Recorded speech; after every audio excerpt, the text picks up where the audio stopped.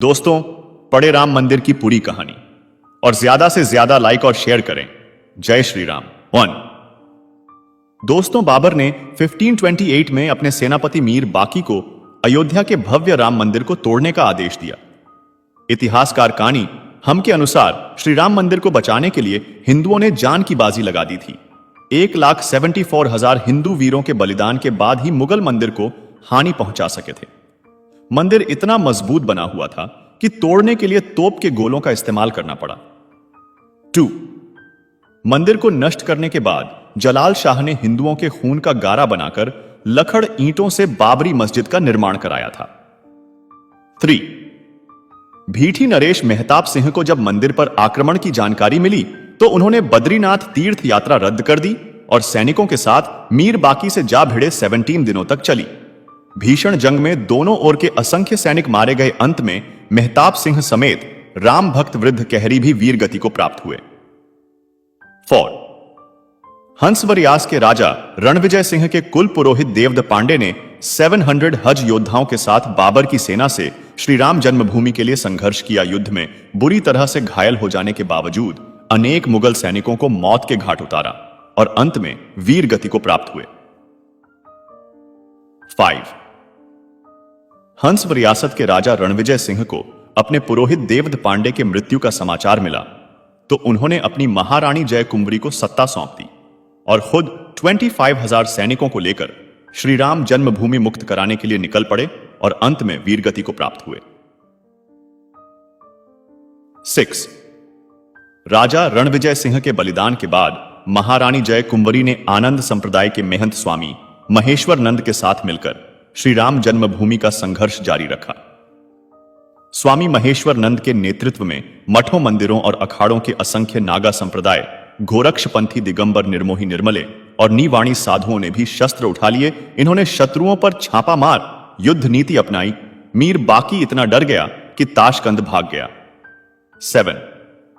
हुमायूं के काल में भी महारानी जय कुंवरी और स्वामी महेश्वरानंद लगातार संघर्ष करते रहे।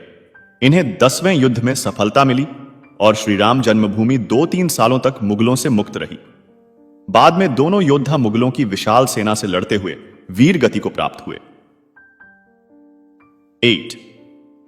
अकबर के समय कोयंबतूर से आए रामानुज संप्रदाय के स्वामी बलराम आचार्य ने श्री राम जन्मभूमि को मुक्त कराने के लिए 20 युद्ध लड़े। बाद में बीरबल और टोडरमल की सलाह पर अकबर ने वहां एक छोटा मंदिर बनाने की अनुमति दे दी।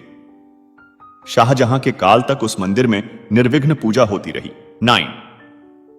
90 वर्ष निर्विघ्न पूजा होने के बाद औरंगजेब ने अपने सिपाही सलार जांबाज खां को सेना समेत मंदिर नष्ट करने भेजा। अयोध्या के अहल्या घाट पर परशुराम मठ था। वहां बाबा वैष्णव दास रहते थे। उनके साथ चिमटादारी साधुओं की एक विशाल शिष्य मंडली थी। इन्होंने चिमों और त्रिशूल के साथ मंदिर की रक्षा करी और जांबाज खां को उल्टे पांव भागना पड़ा। 10. औरंगजेब ने दूसरी बार सैयद हसन अली को विशाल सेना के साथ मंदिर नष्ट करने भेजा। बाबा वैष्णव दास ने समय रहते गुरु गोविंद सिंह जी से संपर्क साधा। वे सेना समेत मंदिर की रक्षा के लिए अयोध्या पहुंच गए। उन्होंने साधु सेना के साथ मिलकर मुगल सेना को धूल चटा दी। हसन अली सादतपुरा गया। 11. 1664 में औरंगजेब ने फिर एक विशाल सेना मंदिर तोड़ने के लिए भेजी, लेकिन तब तक गुरु गोविंद सिंह भी लौट चुके थे। मुगल सेना ने चबूतरे पर बने लघु मंदिर को तोड़कर गड्ढा बना दिया, लेकिन श्रद्धालु वहीं आकर पूजा करते रहे। 12. अमेठी के राजा गुरुदत्त सिंह और पिपरा के राजकुमार सिंह ने नवाब सादतपुर के लगातार हमलों से तंग आकर नवाब ने पूजा और नमाज दोनों की अनुमति दे दी। 13. आजादी से पहले एक अंग्रेज सिपाही अब्दुल बरकत ने फैजाबाद जिलाधीश के नायर के सामने बयान दिया कि 23 दिसंबर 1941 की रात करीब 2 बजे उसने मस्जिद के अंदर हल्की रोशनी देखी, जो बाद में नहरी हो गई। इसके बाद घुंघराले बालों वाले 4-5 साल के एक सुंदर बालक को देखकर हैरान हो गया। थोड़ी देर बाद देखता है कि मुख्य द्वार का ताला टूटा हुआ है और मस्जिद में हिंदुओं की भीड़ एक सिंहासन पर मूर्ति रखकर पूजा कर रही है। 14. राम मंदिर आंदोलन के दौरान मुलायम सिंह यादव ने कहा था कि विवादित ढांचे पर परिंदा भी पर नहीं मार सकता। 3000 से ज्यादा सुरक्षाकर्मी अयोध्या में तैनात कर दिए। लेकिन कोलकाता के कोठारी बंधुओं ने मुलायम सिंह के दावे की हवा निकाल दी।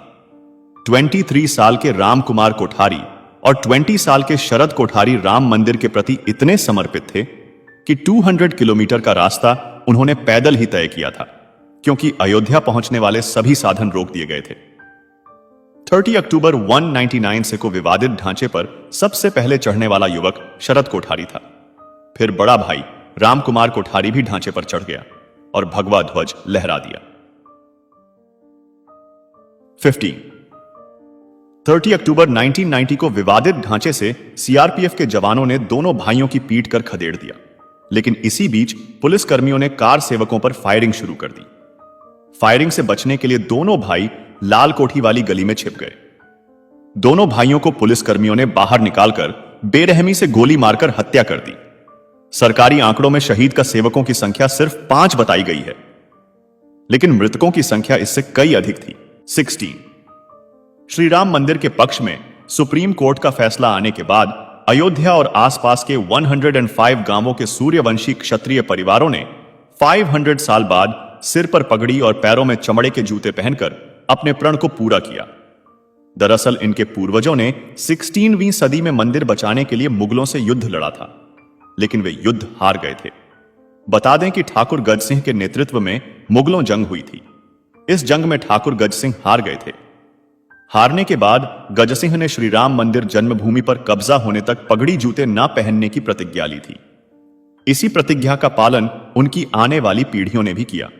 17 श्री राम मंदिर जन्मभूमि के लिए हिंदू समाज ने 78 धर्म युद्ध लड़े, जिनमें 3,50,000 से ज्यादा हिंदू वीरों ने अपने प्राणों की आहुति दी थी।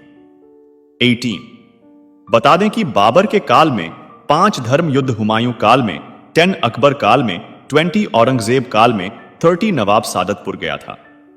19 5 अगस्त 2020 को प्रधानमंत्री नरेंद्र मोदी ने श्री राम जन्मभूमि पर राम मंदिर के लिए शिलान्यास किया था। इस साथ भव्य श्री राम मंदिर की नींव पड़ गई थी। 20 500 साल तक हिंदू समाज के सतत संघर्ष के बाद आज अयोध्या में भव्य राम मंदिर बन रहा है। मंदिर की ऊंचाई 100 फीट रहेगी। सिर्फ नींव में ही 2 लाख ईंटें लगेंगी, जिन पर श्री राम लिखा होगा। सीढ़ियों की चौड़ाई 16 फीट रहेगी। मंदिर में 5 गुंबद होंगे। पूरा मंदिर 360 पिलर पर टिका होगा। इसमें गर्भगृह, कुदू मंडप, नृत्य मंडप और रंग मंडप होगा। बोलो जय श्री राम, जय सिया राम। मेरा नतमस्तक सभी उन हिंदू वीरों को जो आखिरी सांस तक अयोध्या राम मंदिर के लड़े। जय हिंद, जय श्री राम।